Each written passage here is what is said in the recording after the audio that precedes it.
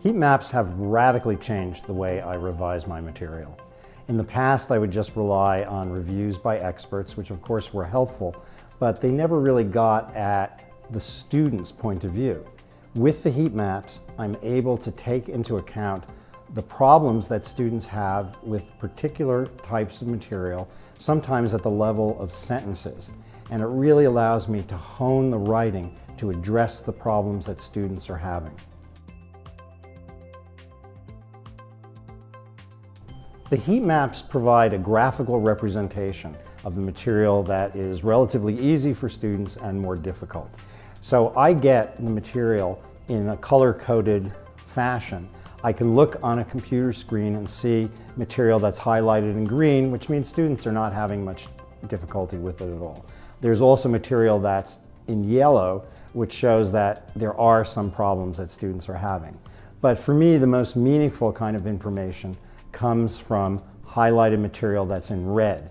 And what that says is that most students are answering questions about that material and getting those questions wrong. So that allows me in turn to focus in on the material that is most difficult for students and allows me to try and clarify it and put it in a way that's going to be understood better by the students.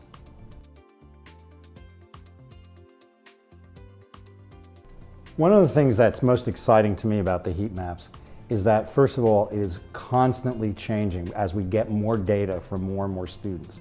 So the material in the heat maps becomes more and more accurate as we go on. It also allows me to feel like I'm responding to empirical data. It's a kind of adaptive authoring that allows me to focus in on the hot spots that students are having the most difficulties with.